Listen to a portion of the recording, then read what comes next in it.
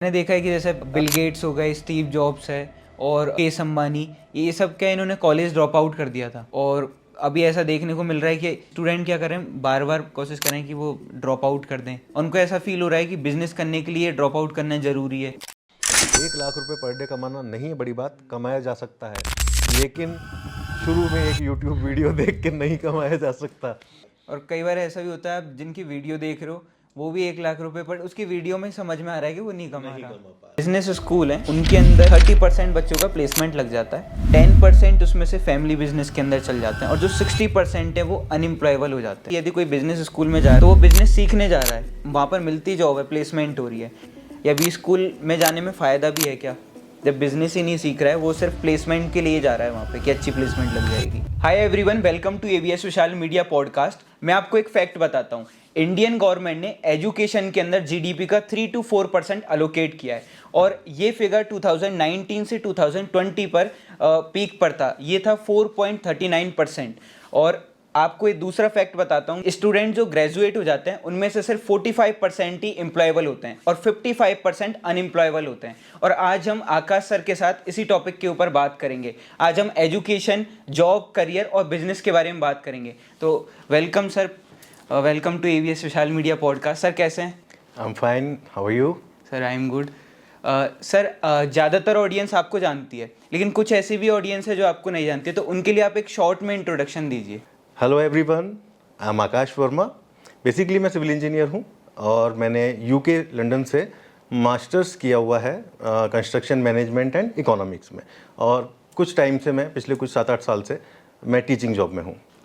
Sir मेरा एक question है एजुकेशन से रिलेटेड, और इस पॉडकास्ट को हमने 4 पार्ट में डिवाइड किया है। सबसे पहले अपन बात करेंगे एजुकेशन के बारे में, फिर अपन बात करेंगे करियर के बारे में, फिर जॉब, और फिर लास्ट में बिजनेस के बारे में। जितने भी लोग ग्रेजुएट होते हैं स्टूडेंट, उसमें से सिर्फ 45% हैं जो एम्प्लॉयबल होते हैं और 55% अनएम्प्लॉयबल होते हैं।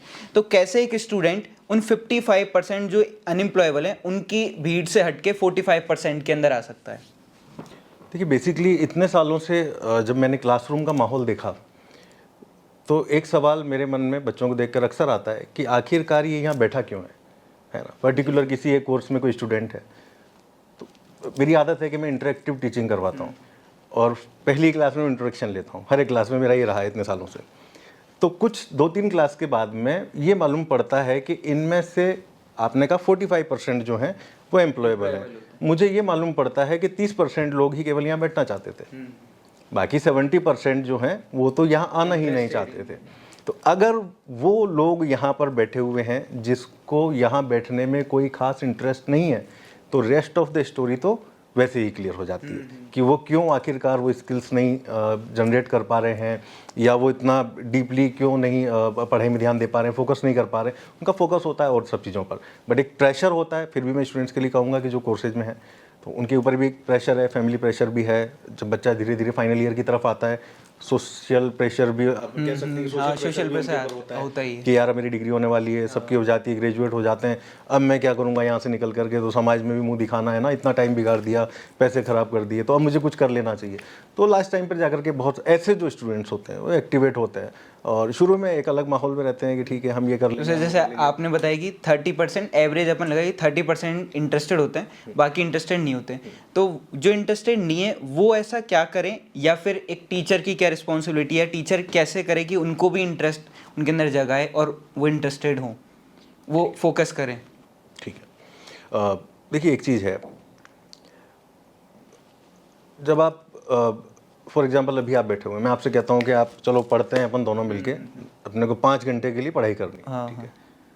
दूसरी ऑप्शन मैं आपको देता हूँ, चलो यार मूवी देख के आते हैं। सेकंड ऑप्शन चूज करेंगे। फटाफट आपने चूज कर लिया, क्यों?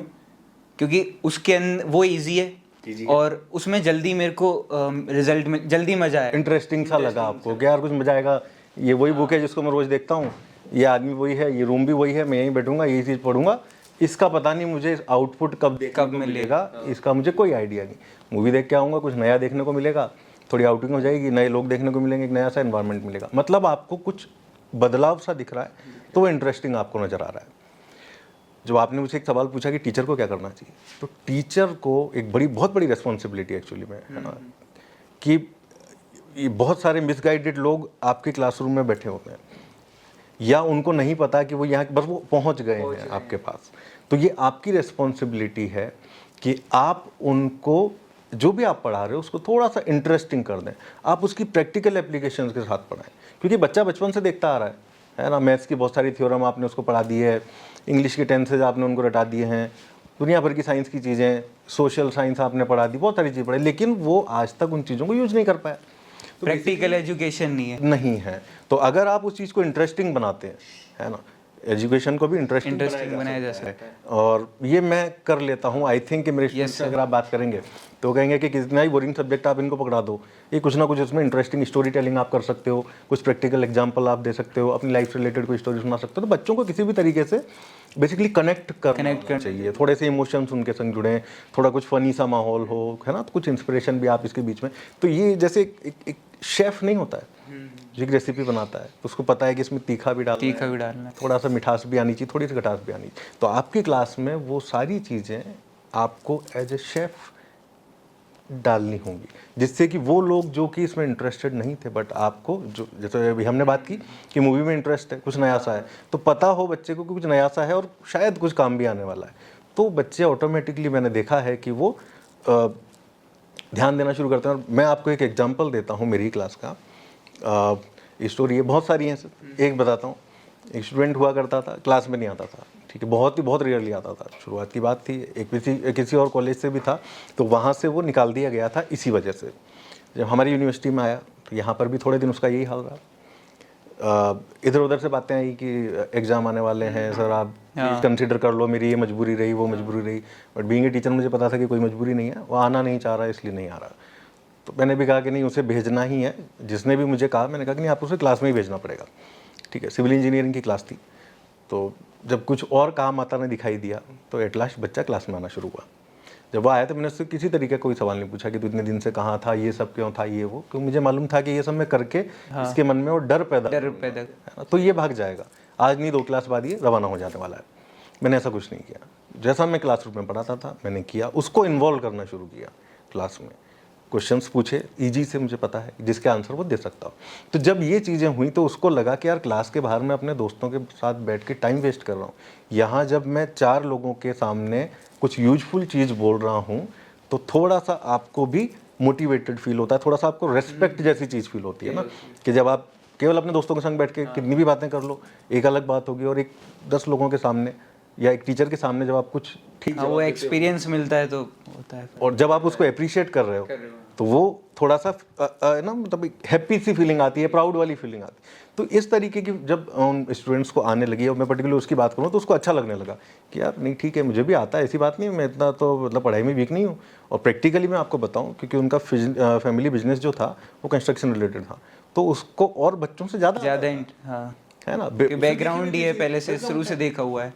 तो जब मैं उसे हाईवे पढ़ा रहा हूँ तो उसके बारे में वो समझ रहा है, और वो सब चीज़ें उसने देखी, वो बता रहा है, तो और बच्चों से ज़्यादा बता, उसको और ज़्यादा मजा आना पड़ा। और यू वॉन्ट बिलीव कि उस बच्चे ने उस पर्टिकुलर सब्जेक्ट में टॉप किया था। तो सर यही चीज़ है कि एक टीचर ये लेके आया, जैसे अभी आपकी बात से मेरे को समझ में आया कि प्रैक्टिकल एजुकेशन पर फोकस्ड होना चाहिए। और मैंने जैसे पढ़ा भी है कि फॉरेन में क्या होता है कि प्रोजेक्ट बेस्ड एजुकेशन होती है, कि आपको एक प्रोजेक्ट दिया गया है, उस प्रोजेक्ट को कंप्लीट करना है। तो और इंडिया में ऐसी एजुकेशन नहीं है, वहाँ ट्रेडिशनल मेथड से मतलब धीरे धीरे एडॉप्ट हो रही है, लेकिन ज़्यादातर टाइम आपको ये मिलेगा ट्रेडिशनल, जिसमें वही किताब होती है, प्रैक्टिकल एजुकेशन कम है। तो एजुकेशन इसको कैसे इम्प्रूव कर सकते हैं, प्रैक्टिकल एजुकेशन कैसे किया जा सकता है? देखिए करिकुलम में वैसे काफ़ी जगहों पर ये चीज़ें इंक्लूड तो होनी है ना। फिर अगेन 2 बातें, एक वो है जो यहाँ आना ही नहीं चाहता लेकिन आया हुआ है, ठीक है, उसके लिए मैंने आपको बताया कि थोड़ा सा आप इंटरेस्टिंग बनाओ, ठीक है। एप्रिशिएशन भी ना एक बड़ा रिवार्ड होता है, ठीक है, पर नहीं दिया जाता। आप एज ए टीचर स्टूडेंट्स को आप अप्रिशिएट भी अगर कर दोगे कि तूने अच्छा किया है ना, तो वो उसके लिए भी बहुत बड़ा रिवार्ड हो जाएगा, और वो अपने आप को इन्वॉल्व करने की कोशिश करेगा। दूसरी चीज़, मतलब गैप दोनों तरफ से है ना। जब आप एक असाइनमेंट देने की कोशिश करते हो तो मेजॉरिटी में आप देखोगे कि बच्चा चाहेगा कि मैं जैसे तैसे, या तो ना ही दे तो बढ़िया है यार, मतलब वैसे भी पढ़ ही रहा हूँ, मन तो मेरा करता नहीं है, लेकिन फिर भी मैं इतना तो कर रहा हूँ कि मैं पढ़ रहा हूँ, डेली कॉलेज आ रहा हूँ, एग्जाम्स भी देने हैं, ये सब चीज़ें। और उसके ऊपर से आप एक चीज़ और मेरे ऊपर लाते रहे हो, तो बच्चा भी कहीं ना कहीं मैं कह रहा हूँ कि वो 70% नहीं चाह रहे होते कि आप एक्स्ट्रा बर्डन डालो। ठीक है, कुछ कमियाँ यहाँ से भी है, दूसरी साइड से भी, कि चीज़ें हैं आपके पास बहुत सारे टूल्स हैं, लेकिन आप उनको इफेक्टिवली यूज़ नहीं करना चाह रहे, क्योंकि कहीं ना कहीं उनको भी लगता है कि यार मैं दे तो दूंगा, लेकिन ये उतना सीरियसली ले ही नहीं रही, मेरी जो ऑडियंस है ना, सीरियसली ले ही नहीं रही, तो मैं क्यों माथाकुटी करूँ। हाँ, ठीक है, वो टीचर को भी हो जाता है आइडिया, और वो भी परेशान हो जाते हैं इन चीज़ों से। तो वो भी थोड़ा सा इसको, मतलब टीचिंग करने वालों को हो सकता है ये चीज़ सुन के बुरा लगे, बट ये फैक्ट है, और आप कहीं ना कहीं जानते होंगे कि अंदर से ये फीलिंग आती है कि मैं ये देना चाह रहा हूँ, बट ये सीरियसली नहीं ले रहा। क्योंकि टीचर तो अपना पूरा एफर्ट लगा रहा है, स्टूडेंट नहीं लगा रहा। तो कहीं ना कहीं वो भी बैकफुट पे आ जाते हैं कि ठीक है यार, तू भी फॉर्मेलिटी समझ के निपटा ले, है ना, और मैं भी फॉर्मेलिटी समझ के इसको निपटा लेता हूँ। तो ऐसा कई बार देखा गया है, बट आपको इसे फॉर्मेलिटी के तौर पे नहीं लेना चाहिए। बीइंग ए टीचर मैं फिर आपसे कहूँगा कि वो जो आपके सामने बैठा है वो अभी इमेच्योर है एक्चुअली में, और इसीलिए वो वहाँ बैठा हुआ है ना। अगर वो होता तो शायद आपकी जगह होता, या कहीं और होने वाला है फ्यूचर टाइम में। तो ये हमारी ड्यूटी है कि उनके अंदर जो परेशानियाँ हैं उनसे आप परेशान ना हो, उनको सॉर्ट आउट करने के तरीके आपको ढूंढने चाहिए, और तरीका केवल एक है। आप किसी भी तरीके से इसको घूम के पूछ लो, इंसान करता वही है जो उसको इंटरेस्टिंग लगता है, पहली बात। या दूसरी बात यह है, वो वही करना पसंद करता है जो उसको नीडफुल लगता है। अब आपके पास क्या एलिमेंट है, या तो आप इसको नीडफुल बना दो अपनी इन्फॉर्मेशन को, या फिर आपको इंटरेस्टिंग, इसको आप इंटरेस्टिंग बना दो, और अगर आप दोनों को ही कंबाइन कर दो तो आई थिंक ये इसे शायद पैशन, ये पैशन बोलते हैं इसे, या पैशन कुछ अलग है? पैशन कुछ और है। तो आपके हिसाब से क्या होता है पैशन? पैशन के लिए आपको कुछ करवाने की जरूरत ही नहीं है, जैसे अंदर से मोटिवेशन आता वो अपने आप आता है। छोटा बच्चा होता है, खेल रहा होता है, समर वेकेशन आती हैं, क्रिकेट खेल रहा है, 10 बजे भी अंदर बुलाना पड़ता है कि बेटा थक जाएगा आ जा। वो थक ही नहीं रहा है, लेकिन है ना, वो 4-5 घंटे से खेल रहा है, आप उसको मत बुलाओ तो 2 घंटे और खेल लेगा। ये कुछ पैशन है, वो ऑटोमेटिक काम करवा देता है पैशन। तो अब ऐसे में किसी, अब पैशन को प्रोफेशन में बदलें, और वो कैसे पता लगाएगा कि इसको ये से बदला जा सकता है? और उसमें क्या होता है, जैसे पैशन में ज़्यादातर सुनने को मिलता है कि फैमिली सपोर्ट नहीं करती, तो ऐसे में वो पैशन को प्रोफेशन में कैसे बदलेगा, या वो फ्यूचर के हिसाब से सिक्योरिटी वाइज भी सही है क्या, ये कैसे आइडेंटिफाई करेगा? ये जो क्वेश्चन है ये काफ़ी ब्रॉड क्वेश्चन है ना, फिर भी अपन इसके सेगमेंट्स में बात कर लेते हैं, कोई बात नहीं। जो पेरेंट्स हैं 1 या 2 जनरेशन पुराने, वो उनके अंदर जो चीज़ें बैठी हुई हैं वो उस टाइम की बैठी हुई हैं, है ना। अगर मैं आपसे बात करूँ आज 1980s की, या उससे पहले की बात करूँ, जबकि बेसिकली पेरेंट्स हुआ करते हैं आज की डेट में, तब क्या इतने ऑप्शंस थे, करियर ऑप्शन नहीं थे। जैसे मैं आपसे बात करूँ, यूट्यूब आज की डेट में हाँ, बहुत बड़ा करियर ऑप्शन है, पर ये बात आप उनको कैसे समझाओगे? आप नहीं समझा सकते। तो ये जो एक जनरेशन गैप है, ये हमेशा से ये बना हुआ था, ये बना हुआ है, और ये आने वाले टाइम में भी बना रहेगा, क्योंकि 20-30 साल में जो अपग्रेडेशन हो जाता है, तो एक जनरेशन, मतलब एक एज तक आप ना सीखना पसंद करते हो, यंग एज होती है, आप रिस्क, मतलब एक आप रिस्क टेकिंग लेना पसंद करोगे। बच्चा जब नया नया आता है कॉलेज में, आपसे पूछो बेटा क्या करेगा, आप कर लूँगा कुछ, तो कोई दिक्कत नहीं है ना, मेरे भी बड़े सपने, ये सब चीज़ें होती हैं। फाइनल ईयर तक आने के बाद में आप उससे बात करो, मतलब जब नया आएगा ना कि 50 लाख की जॉब, तो मैं बड़े आराम से, कोई दिक्कत नहीं है ना, मैं ये कर लूँगा वो कर लूँगा। फाइनल ईयर आते आते स्टेज हो जाती है कि 12-15 लाख वाली मिल जाए तो ठीक रहेगा। तो आज की डेट में हम ये क्या देख रहे हैं कि, और आज की डेट में ये शुरू से रहा है कि जब आपको, है ना, कुछ इस तरीके का एक एज तक होता है कि जब आपको गलत चीज़ों को ऐसे दिखाया वे में प्रेजेंट कर दिया जाए, तो आप कोई रोल मॉडल बन जाते हैं, और आप उसमें करेज सा फील करने लगते हो। सर, मेरा अगला क्वेश्चन है कि जैसे आपने देखा, एक तो स्किल होती है, और एक है कि एक्शन या फिर एग्जीक्यूशन, इम्प्लीमेंटेशन करना।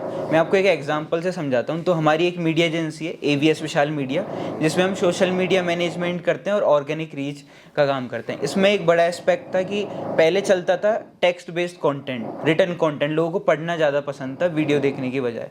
ऐसे में जो कंटेंट राइटर थे, उनकी जॉब बहुत अच्छी थी, अपॉर्चुनिटी ज़्यादा थी, ये सारा टाइम था एआई से पहले वाला, और जैसे ही एआई आया उसके बाद में जो रिटन कंटेंट है ये कम हो, इसको बनाना इजी हो गया एआई के थ्रू। आप चैट जीपीटी का यूज़ करके उस कंटेंट को इजीली बना सकते हो और अच्छा भी बना सकते हो।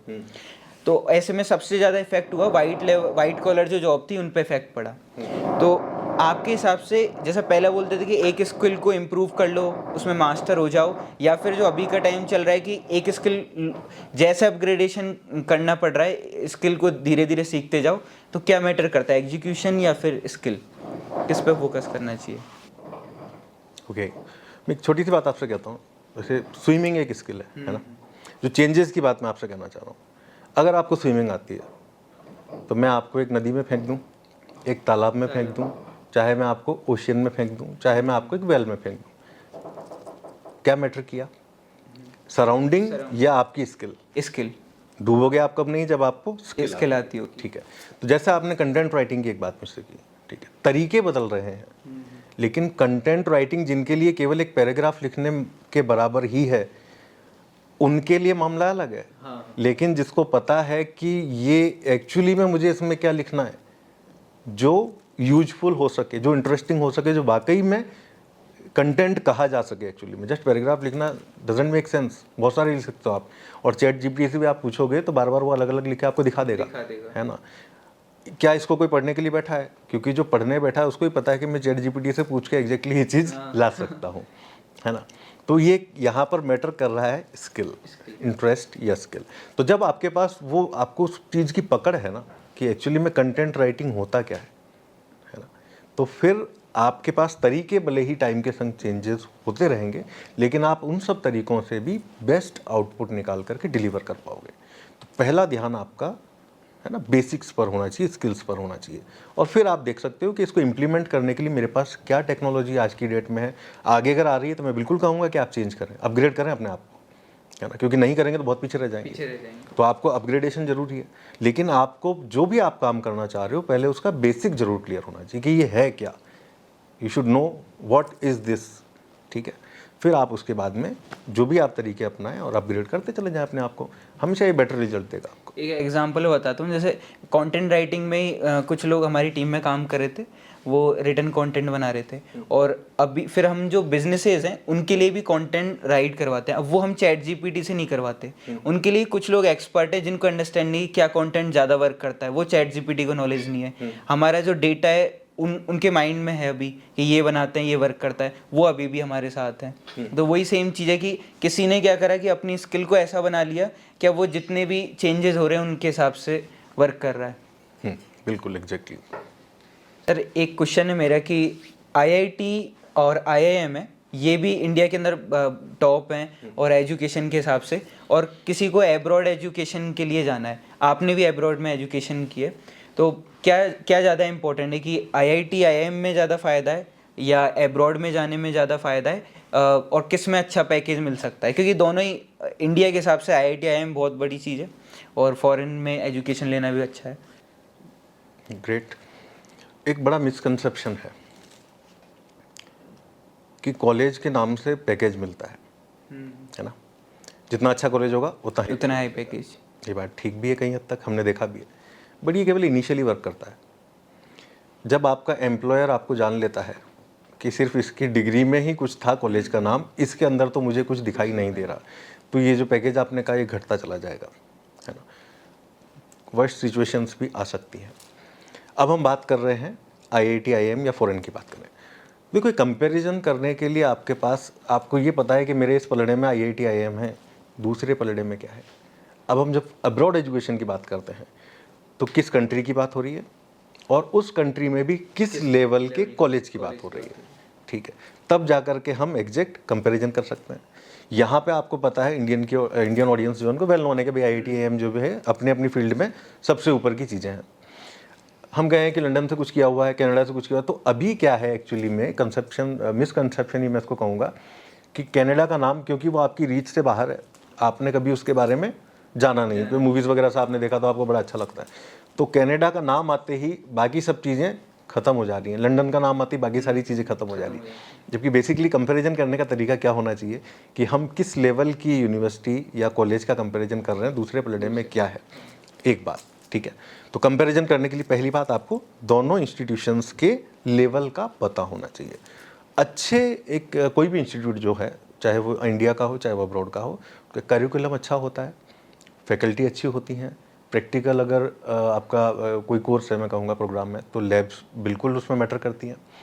अगर वो प्रैक्टिकल नहीं है, फॉर एग्जांपल मैनेजमेंट की बात करें, तो वहाँ पर असाइनमेंट्स, इंटर्नशिप, इस तरीके की चीज़ें कोर्स में वो इंक्लूड करते हैं। वो यहाँ भी करते हैं, वो बाहर भी करते हैं, ठीक है। तो ये सब चीज़ें जो हैं, जो बियॉन्ड द बुकिश नॉलेज आपको मिल रही हैं, आपको ये देखना पड़ेगा कि करिकुलम किस तरीके का है, किस इंस्टीट्यूट का। रेपुटेशन तो हमने पहले बात कर ही ली। इसके बाद दूसरी चीज़ आती है जो बड़ी इंपॉर्टेंट है। अब पलड़ा क्यों भारी होता है जनरली मैं आपको बताता हूँ। IIT IIM, ठीक है, एक मैं कहूँगा कि इसके लेवल का इंस्टीट्यूट नहीं है फॉरेन का, लेकिन फिर भी इसका वेटेज थोड़ा सा हैवी रहेगा। वो क्यों रहेगा के पीछे एक चीज़ और होती है इन सब के बाद में, एक्सपोजर, ठीक है। यहाँ के मैं आपको एक छोटा सा एग्जांपल देता हूँ। मेरिट जब आती है 10th या 12th की, आपने देखा हो गवर्नमेंट स्कूल के बहुत सारे नाम होते हैं, है ना। मेरिट वालों में जो ऐसे कई गांवों में आप देखोगे कि बड़ी बुरी हालत है, हाँ। और ज़्यादातर आपको ऐसे ही देखने को मिलते हैं, ऐसी जगहों से। लेकिन उस बच्चे को जब आप, क्योंकि वो इंग्लिश में हो सकता है 100 में से 98 स्कोर कर गया होगा, लेकिन आप 100 लोगों के सामने स्टेज पर खड़ा करके उस बच्चे से कहोगे बेटा इंग्लिश में आपको आधा घंटे के लिए स्पीच देनी है इस टॉपिक पर, रिजल्ट आपको पता है क्या आने वाला है, इसमें क्या फ़र्क पड़ा। मार्क्स तो सही है, बोर्ड में लाया, ऑब्वियसली बात है कि जेन्युइन है, मार्क्स तो है उस बच्चे को नॉलेज, बट वो होते हुए भी एक्सप्रेस नहीं कर पा रहा। वो एक्सपोजर, वो एक्सपीरियंस नहीं मिला उसे पहले। तो ये जो एक्सपोजर है जो आपको बाहर जाने पर होता है, ये थोड़ा सा इस वेटेज को हमेशा बढ़ा दिया करता है। अगर ये जो हम IIT IIM की बात करें, थोड़ा अगर लो ग्रेड कॉलेज भी होगा, थोड़ा, मैं ज़्यादा की बात नहीं कर रहा हूँ, ठीक है, तब भी ये एक्सपोजर इनके ऊपर भारी पड़ने वाला है। और थोड़ा सा फर्क पड़ता है एजुकेशन सिस्टम का, जो कि कुछ कंट्रीज़ की, अब्रॉड की जो हम अच्छे कंट्रीज़ जिन्हें हम मानते हैं, फॉर एग्जांपल UK की बात कर लो, USA की बात कर लो, ऑस्ट्रेलिया की बात कर लो, है ना, और भी बहुत सारे, इनकी अगर बात कर लो, तो प्रैक्टिकल एजुकेशन पर थोड़ा ज़्यादा फोकस किया जा रहा है। हमारे यहाँ पर बहुत अच्छे इंस्टीट्यूशंस में तो है, लेकिन जो मीडियोकर लेवल के जो इंस्टीट्यूट्स हैं उन पर ये चीज़ें ज़्यादा लागू। एक एग्जांपल देके बताओ आप कि क्या मतलब प्रैक्टिकल एजुकेशन में क्या डिफरेंस था वहाँ पे, यहाँ पे इंडिया में और वहाँ पर किस तरीके? जैसे मैं आपसे कहूँ, एक सब्जेक्ट मैं आपको बताता हूँ, क्रिटिकल थिंकिंग नाम के एक सब्जेक्ट था, ठीक है। अब आप कहोगे कि थिंकिंग के बारे में भी आपको पढ़ाया जा रहा है एक सब्जेक्ट, तो जब तक वो बच्चा यहाँ बैठा हुआ है, अगर वो सोचने को ही तैयार नहीं है, अगर केवल 1 वे क्लासरूम बना हुआ है ना, कि टीचर आ रहा है, वो पढ़ा रहा है, बच्चा बैठा हुआ है, वो पढ़ रहा है, नहीं पढ़ रहा है मुझे नहीं पता, लेकिन वो बैठा हुआ है, शरीर उसका यही है, आत्मा का है मुझे नहीं पता, ठीक है, वो पढ़ रहा है, मुझे लग रहा है कि पढ़ रहा है, लेकिन वो जितना आप बता रहे हो ना, केवल वो उसको पढ़ के राजी है कि मुझे ठीक है, एग्जाम में ये सर ने पढ़ा है, ये आएगा, मैं इसको कर देता हूँ, बात खत्म हो जाती है। सोचने को तो वो तैयार ही नहीं है। तो कैसे सोचा जाए, लॉजिकली कैसे सोचना चाहिए कि आपको जो भी कुछ बताया जा रहा है उसका सोचो कैसे। जब तक आप सोचोगे नहीं, तब तक फिर आप सीखोगे कैसे। तो इस तरीके के भी सब्जेक्ट्स होते हैं। अब इनमें असाइनमेंट की मैं बात कर लूँ तो आपको जैसे फॉर एग्जांपल एक एडिनबर्ग में एक ट्राम प्रोजेक्ट हुआ था, ठीक है, फेलियर रहा या सक्सेस रहा, इसके ऊपर असाइनमेंट आपको दे दिया गया। अब आप जब बुक में जा कर के देखोगे ना, तो आपको कहीं नहीं मिलने वाला है, क्योंकि बहुत सारे कंस्ट्रक्शंस होते हैं। मैं कहूँ कि द्वारिका में कोई ब्रिज बना है ना, अब वो फेलियर था या सक्सेस था, बताओ मुझे इसके ऊपर 2000 वर्ड का एक असाइनमेंट करके दो, क्या करोगे आप? बुक खोल के देखोगे, नहीं मिलने वाला। 10 बुक और खोल लो आप उसी सब्जेक्ट की, तो भी आपको नहीं मिलने की जरूरत मतलब उसमें तो डेटा मिल पाएगा, ये नहीं बताएंगे वो कि वो सक्सेसफुल था या फेलियर था। ये तो आपको ही सोचना पड़ेगा कि रिसर्च करके। हो सकता है कि आपको किसी बुक में ही ना मिले, केस स्टडी हुई ना हो, बुक्स में केस स्टडी होती है, हो सकता है किसी बुक में इसकी केस स्टडी ना की गई हो, तब आपके पास क्या उपाय रह जाता है? आपको ही करनी पड़ेगी पूरी रिसर्च। आपको उस टाइम की न्यूज़ देखनी पड़ेगी, डॉक्यूमेंट्स निकालने पड़ेंगे, प्रोक्योरमेंट के क्या डॉक्यूमेंटेशन रहे थे, प्रैक्टिकल न्यूज़ वगैरह, जो न्यूज़ चैनल पे आपको न्यूज़ क्लिप्स आपको देखनी पड़ेंगी कि एक्चुअली में उस टाइम पे हो क्या रहा था यार, 15 साल पहले हुआ क्या था आखिरकार, है ना। तो तब जा कर के आपका दिमाग दौड़ेगा और आप उस एक चीज़ को नहीं, आप उसके साथ में 15 चीज़ और सीख के आओगे कि अच्छा ये भी एक जरिया हो सकता है फेल होने का।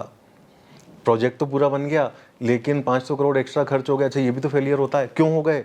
50 आपको रीजन देखने को मिलेंगे। ट्रैफिक में प्रॉब्लम आई लोगों को 5 साल तक, यकीन मानो आपकी, अगर आप रोड आपकी बन रही है फॉर एग्जांपल, ये कोई ब्रिज का प्रोजेक्ट है ना, वो बन तो जाता है फाइनली 200-300 करोड़ ऊपर में बनता है, लेकिन 5 साल लेट बना है। 5 साल लेट होने की वजह से जो ट्रैफिक कंजेशन लोगों को झेलना पड़ा है, क्या आप उसको सक्सेस मानोगे? है ना। लेकिन जब हम ये सब चीज़ें नहीं देखते अपने एंड पर, तब तक हमको ये सब चीज़ें फील नहीं होती। हमें क्या लगता है कि एक प्रोजेक्ट था, कंप्लीट हो गया, बात खत्म हो गई, हम वो लोग उसको यूज कर रहे हैं। But during the construction actually में क्या क्या प्रॉब्लम लोगों ने फेस की, या और भी उसकी वजह से क्या नुकसान हुआ, तो वो सब कंसिक्वेंसेज आपको देखने को मिलेंगे। मतलब वहाँ पर फोकस कर रहे हैं कि इंडिया में तो क्या चल रहा है कि बच्चा सिर्फ कंज्यूम कर रहा है, टीचर उसको बता रहा है, और वहाँ पर वो फोकस करा रहा है कि कंज्यूम भी कर रहा है, फिर अपना दिमाग लगा रहा है और चीज़ें सोच रहा है। बिल्कुल। तो ये होती है एक प्रैक्टिकल एजुकेशन का तरीका, कि सोचना भी आपको है। मैं नहीं सोचूंगा आपके लिए, मैं क्यों सोचूं कि इस बच्चे के दिमाग में क्वेश्चन आ रहा होगा। होता है ना कि हम पूछते हैं कि बेटा क्वेश्चन पूछो, कई बार होता है क्लास में कोई कुछ नहीं पूछता। अब ये मेरी ड्यूटी नहीं है कि मैं क्वेश्चन इसके दिमाग में जगाऊं, पर एजुकेशन सिस्टम ऐसा बना हुआ है कि उसको आदत ही नहीं है बचपन से, क्योंकि जब उसने पूछा होगा तो 2 बातें हुई होंगी। हो सकता है तो टीचर ने उसे डांटा होगा, है ना, कि ये भी कोई फालतू सवाल पूछने का हुआ। हो सकता है क्लास वाले हंस गए होंगे कि यार बेवकूफ़ है क्या, तुझे ये भी नहीं आता। तो धीरे धीरे करके ये सब चीज़ें, और वो कोई पूछता है तो आंसर तो मिलता है। सर एक फैक्ट है कि जो बिजनेस स्कूल हैं उनके अंदर नॉर्मल जो प्लेसमेंट लगता है वो 30% बच्चों का प्लेसमेंट लग जाता है बिजनेस स्कूल में। 10% उसमें से फैमिली बिजनेस के अंदर चल जाते हैं, और जो 60% है वो अनएम्प्लॉयबल हो जाते हैं। तो और बिजनेस स्कूल मेरे हिसाब से क्या है कि यदि कोई बिजनेस स्कूल में जा रहा है MBA करने, तो वो बिजनेस सीखने जा रहा है, और वो वहाँ पर जाके इसलिए रहा है कि वहाँ जॉब, वहाँ पर मिलती जॉब है, प्लेसमेंट हो रही है। तो और कुछ 10% ही लोग हैं जो फैमिली बिजनेस में जा रहे हैं। तो आपके हिसाब से क्या होना चाहिए बी स्कूल में, या कैसे बच्चे सेलेक्ट करें, या बी स्कूल में जाने में फ़ायदा भी है क्या, जब बिजनेस ही नहीं सीख रहा है, वो सिर्फ प्लेसमेंट के लिए जा रहा है वहाँ पे कि अच्छी प्लेसमेंट लग जाएगी?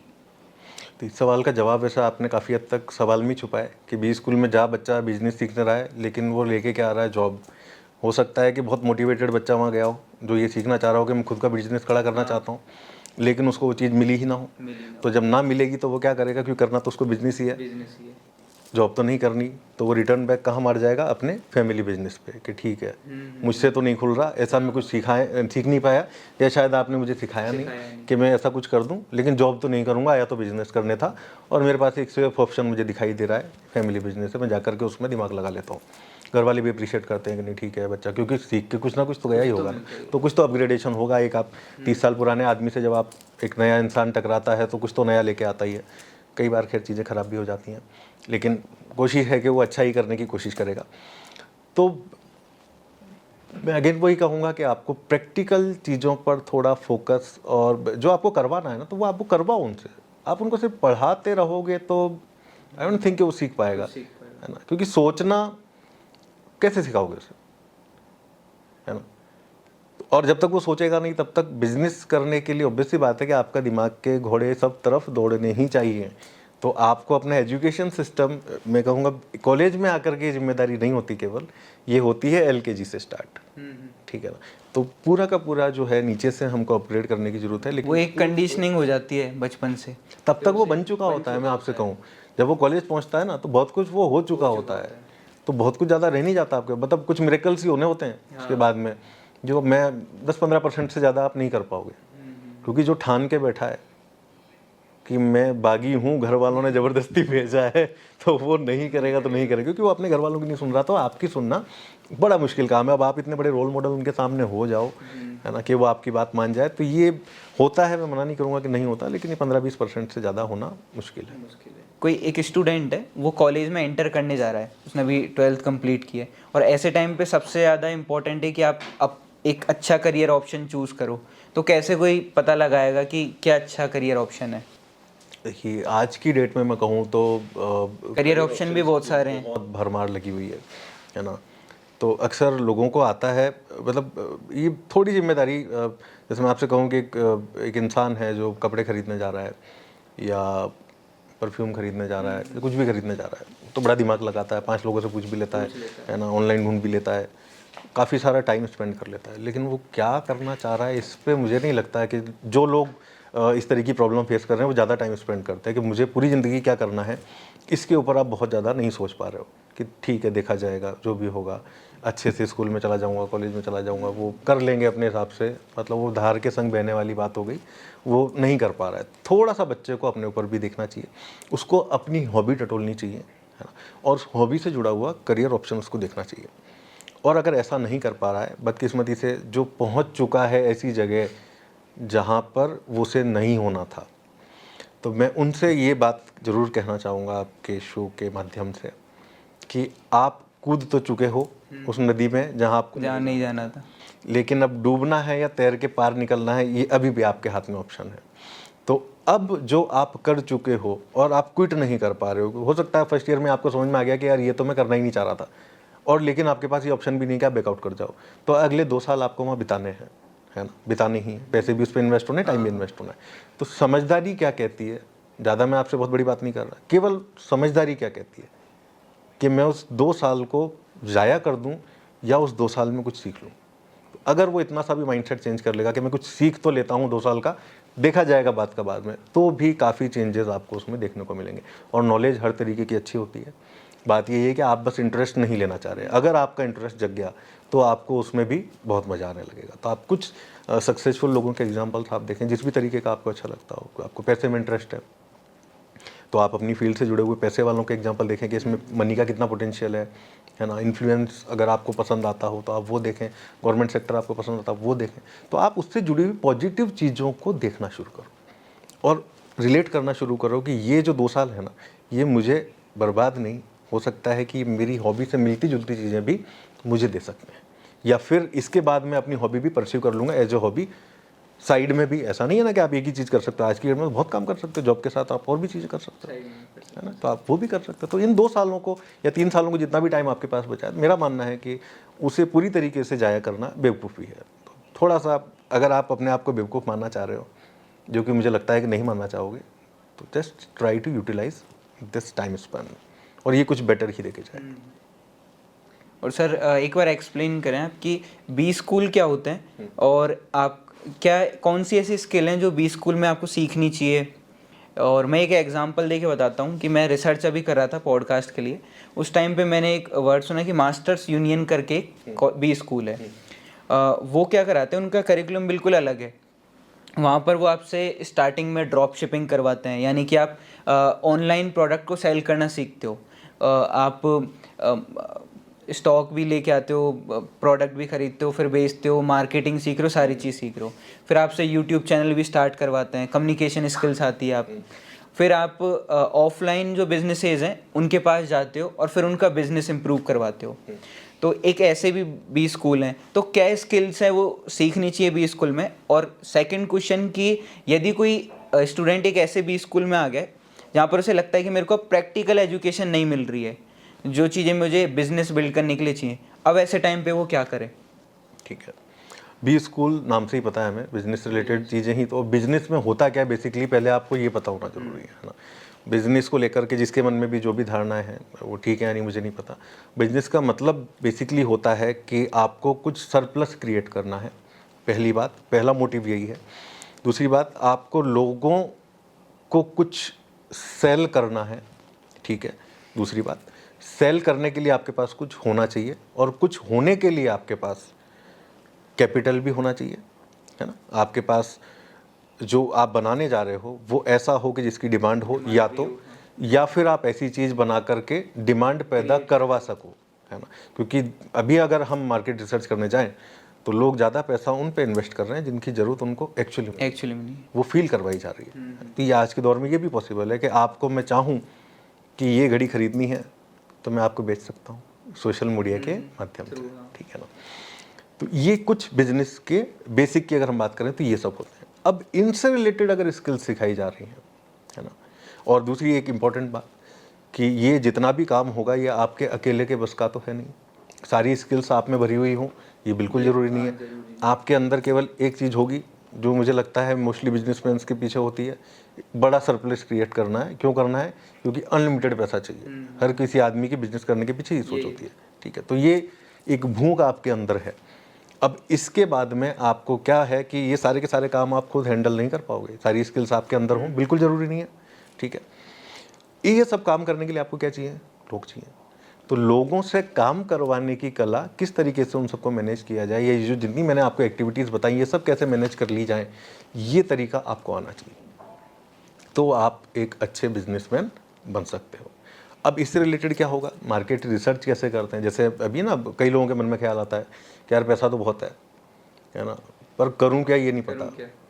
एक दूसरी ब्रीड ये होती है जिसको पता है कि करना तो बहुत कुछ है लेकिन पैसा कहाँ से लाऊं ये नहीं पता। दो बड़े चैलेंजेस हैं एक्चुअली में जो बिजनेसमैन बनने से रोक रहे हैं। तो भी स्कूल में क्या सिखाया जाना चाहिए कि अगर आपके पास कैपिटल है तो आपको एक्चुअली में मार्केट रिसर्च कैसे करना है। तो हम एक वर्ड दे के छोड़ देते हैं बच्चों को, रिसर्च करो। आपने देखा होगा ना हाँ। कि पर वो सोचता है कि आप तो बोल के चले गए, मैं करूं क्या, लेकिन रिसर्च कैसे करूं मुझे नहीं पता, तो टूल्स नहीं पता उसको, क्या करना है रिसर्च में ये नहीं पता। तो सबसे बेसिक सी चीज़ तो आप ये सिखाओ ना प्रैक्टिकली कि आप पता करके बताओ एक्चुअली में मार्केट की, रिसर्च करो मार्केट का कि क्या चीज़ें अभी कुछ एक साल में डिमांड में ज़्यादा आने वाली हैं, अगले 2 साल बाद 5 साल बाद किन चीज़ों का मार्केट डिमांड बढ़ने वाला है ना। कैपिटल कैसे आप जनरेट कर सकते हो, ठीक है। इसके बाद में आप मैन पावर को या इन सब चीज़ों को कैसे मैनेज कर सकते हो, तो करवाओ उससे, उसे सिर्फ बताओ मत क्लास में, तो जाकर के वो उस स्टूडेंट के लिए ज़्यादा बेनिफिशियल हो सकता है। तो जो आपने कहा कि यूट्यूब वीडियो बनाना है तो उसको क्या करना पड़ेगा, यूट्यूब बनाना है, बोलना है तो कुछ सीखना तो पड़ेगा बोलने से पहले। चैनल शुरू करेगा, कुछ सीखेगा, वो सारी चीज़, पर वो जब करेगा एक्शन लेगा।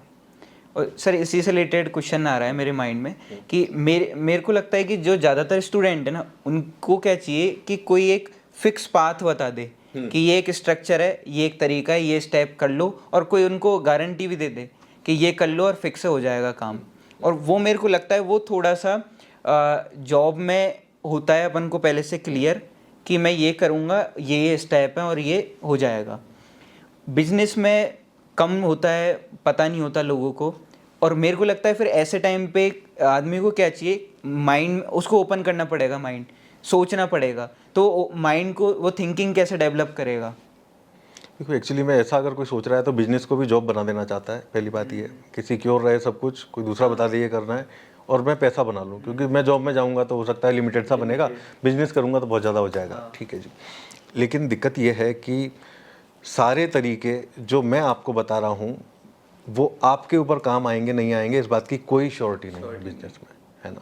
जब मैंने ये तरीका काम में लिया था जो भी XYZ, उस टाइम क्या सर्कमस्टेंसेस थी, मेरा थॉट प्रोसेस क्या है, मुझे किन चीज़ों में इंटरेस्ट ज़्यादा है, मैं किस तरीके से चीज़ों को मैनेज करता हूँ, ये सब चीज़ें पर्सन टू पर्सन डिपेंड करती हैं। तो दूसरे की दवाई आपके ऊपर कितनी इफेक्टिव है इसका कोई भी पैरामीटर नहीं है, ठीक है। ये मैं आपको जॉब में बताता हूँ बेसिकली, ये चीज़ होती है जॉब में बहुत ज़्यादा, है ना। तो क्या होता है कि जब बच्चा 12th की तरफ जाने वाला होता है तो पेरेंट्स भी एक्सपर्ट होते हैं, पता कर लेते हैं इसको कि 10th में क्या सब्जेक्ट दिलाना है और उसके बाद 12th में कौन से कॉलेज में भेजना है ना। तो माइंड मेकअप कर लेते हैं 9th क्लास से 8th क्लास से, वो आपको बताना शुरू कर देंगे कि बेटा देखो ताऊ जी का जो बेटा है ना, उसने फला फला कॉलेज से ये वाला कोर्स किया था, उनसे पहले वालों ने इस कॉलेज से ये कोर्स किया था और ये दोनों आज इतना इतना पैसा कमा रहे हैं, ठीक है। अब उन्होंने क्यों किया था, उस टाइम मार्केट डिमांड क्या थी, कंपटीशन कितना था, ये बिल्कुल अलग बात है, लेकिन ये नहीं बताई जाएगी आपको क्योंकि उनको भी नहीं पता, ठीक है। अब ये बच्चा जब जा रहा है तो इसके अंदर क्या इंटरेस्ट है ये हमें नहीं पता, आज उस कॉलेज की स्थिति और अच्छी है या थोड़ी बिगड़ गई ये हमें नहीं पता, मार्केट की कंडीशन क्या है ये हमें नहीं पता, क्योंकि सेक्टर्स के बूम आते जाते रहते हैं, ये ऑब्वियस सी बात है ना। कि कुछ साल पहले आप देखोगे अगर इंजीनियरिंग की बात करें, सिविल मैकेनिकल जो था वो बहुत बूम पे था, है ना। सिविल इंजीनियर ढूंढने से नहीं मिल रहे थे। आज क्या कंडीशन हो गई, 8-10 साल बाद में हर जगह आपको मिल जाएंगे आराम से। अब वो है कि CS वाले नहीं मिल रहे हैं, ठीक है। तो आप 10-5 साल पुराना अगर एग्जाम्पल किसी इंसान को दे रहे हो और वो एक्चुअली में आपसे सीख भी रहा है ना, तो ये ज़रूरी नहीं है कि ये उसके ऊपर काम करेगा या नहीं करेगा, क्योंकि बहुत चीज़ें अलग है। अब हम ये इन चीज़ों पर नहीं जाते, हम जाते हैं बस उसने ऐसा किया था तो ये कोई मेडिसिन नहीं है ना यार, किसी में दर्द हुआ सेराडोन खा ली खत्म हो गई बात, ये चीज़ें अलग है सर। हाँ, वो अपन तो दूर से देखते हैं किसने ये अचीव कर लिया और वो अचीवमेंट को ही देखते हैं। बिल्कुल, तो हम प्रोसेस में ध्यान नहीं देना चाह रहे। तो और सर मेरे को क्या लगता है कि यदि वो जो जॉब में होता है ना कि यदि आपको कोई फिक्स या स्ट्रक्चर, वो मेन चाहिए होता है लोगों को कॉन्फिडेंस या सिक्योरिटी माइंड में चाहिए होती है यदि आपको अपने बिजनेस के फैक्ट पता लग जाए, यदि आपको मार्केट के बारे में पता लग जाए, डेटा लग जाए, तो एक तरीके से वो सिक्योरिटी मतलब एक माइंड में ये हो जाता है सिक्योर कि मैं कर लूँगा, वो भी एक सिक्योरिटी टाइप का ही है। बिल्कुल मतलब वो बिलीव हो जाता है। ज़्यादातर टाइम क्या होता है, बिलीव नहीं होता, खुद को ही डाउट होता है कि यार ये होगा नहीं होगा, दूर से अपन देख लेते हैं, और जब फैक्ट पता लग जाते हैं तो वही कॉन्फिडेंस जॉब वाला आ जाता है। बिल्कुल सही बात है आपकी। ये हर एक मतलब हर एक इंसान इस रिलेटिव से कर पाएगा। जब एग्ज़ाम होने वाला होता है ना, तो आपको पता होता है कि मेरा क्या होने वाला है एग्ज़ाम से पहले। आपने मेहनत नहीं करी तो आपको पता है कि मैं जाकर भी वहाँ पंखे की साइज़ क्या थी, मतलब डाउट होगा कि हो गया तो कुछ हो गया, नहीं हुआ नहीं हुआ तो नहीं हुआ। लेकिन अगर आपने वही मेहनत की है तो आप बिल्कुल कॉन्फिडेंस हो, फिर वो टेंशन नहीं होगी। टेंशन नहीं रहती है। और जब आप कॉन्फिडेंस से जाते हो ना, तो आप हर एक इंसान में बहुत कैपेबिलिटीज़ है एक्चुअली में। दिक्कत यह है कि उसको सेल्फ डाउट है या सेल्फ कॉन्फिडेंस है। तो वो एक्चुअली में दूसरों से पूछ रहा है, वो अपना कॉन्फिडेंस बढ़ाने के लिए ही पूछ रहा है। और अगर कोई हेल्प इसको पॉजिटिव वे में कर रहा है तो ठीक है, अगर गलत तरीके की एडवाइस मिल रही है और वो सारी की सारी अपने ऊपर इम्प्लीमेंट कर ले रहा है तो थोड़ा नुकसान होने के भी चांसेस हैं इसमें। तो आप कॉन्फिडेंस बूस्ट करो, कुछ समझदार लोगों से बात करो, है ना, मार्केट को भी देखो, खुद को भी देखो। सर मतलब इसके लिए नेटवर्किंग ज़रूरी है, यानी कि मेरे हिसाब से कि फॉर एग्जांपल आपको टेक्सटाइल इंडस्ट्री में बिजनेस बनाना है, फैशन में बनाना है, तो आपको क्या करना होगा, जो लोग ये सेम काम कर रहे हैं उनके पास चले जाओ यदि पॉसिबल हो पा रहा है, उनको देखो वो कैसे कर रहे हैं, तो थोड़ा कॉन्फिडेंस आता है। तो ऐसे में आती है नेटवर्किंग। तो वो आपके हिसाब से नेटवर्किंग कैसे कर सकते हैं? एक स्टूडेंट को करनी है और उन लोगों जो वो बनना चाहता है उन लोगों के साथ में आना है, उनके बारे में जानना है। चीज़ बताता हूँ, लगेगी बहुत छोटी, है ना, पर ये होती बहुत बड़ी है। किसी से सीखना ना बड़ा मुश्किल काम है, क्योंकि उसके लिए आपको खुद को बेवकूफ़ मानना पड़ता है ना। तो ये जो आपने कहा कि नेटवर्किंग मैं करना चाह रहा हूँ, मैं कहीं जाके सीखना चाह रहा हूँ, मार्केट में जाके सीखने में आपको बहुत बड़ी दिक्कत नहीं है एक्चुअली में। बट आपको लगता है यार मैं एक शॉपकीपर से सीखूंगा क्या, मैं तो 20 स्कूल में पढ़ रहा हूँ, मेरी 90% आई थी 12th में, इससे सीखूंगा मैं। लेकिन एक्चुअली में जिसे आप बहुत हल्का मान रहे हो ना, वो ग्रास हुड लेवल है आपके लिए। बड़ा वाला शायद आपको अभी मुँह नहीं लगाना चाह रहा है, बोले यार आपके पास तो स्किल है नहीं, मैं आपसे क्या बात करूँ, है ना। तो पर यहाँ आड़े क्या आ रहा है कि मैं कुछ हूँ और ये नहीं है, इसके पास ऐसा क्या है जो मुझे सिखा सकता है। तो आप बेसिकली छोटी चीज़ों से स्टार्ट करो, मेरा ये मानना है, जो आपके लिए एक्सेसिबल भी होंगी। अगर जैसे फॉर एग्जांपल आजकल मैं कहूँ तो कॉलेज भी आपको अपॉर्चुनिटीज़ प्रोवाइड करवाता है ना। तो कितनी सीरियस एक्टिविटी है, कितना सीरियसली कॉलेज उसको ले रहा है, कितना सीरियसली आप उसको ले रहे हो, ये एक अलग मैटर है। लेकिन अगर आप उसके बियॉन्ड भी करना चाहते हो तो ना आप बेसिक छोटे लेवल से स्टार्ट करो, वो आदमी भी आपको बताने में खुश होगा। ठीक है, बड़े आदमी के पास हो सकता है इतना टाइम ना हो, है ना, और वो क्यों आपको अपने राज बताने लगा।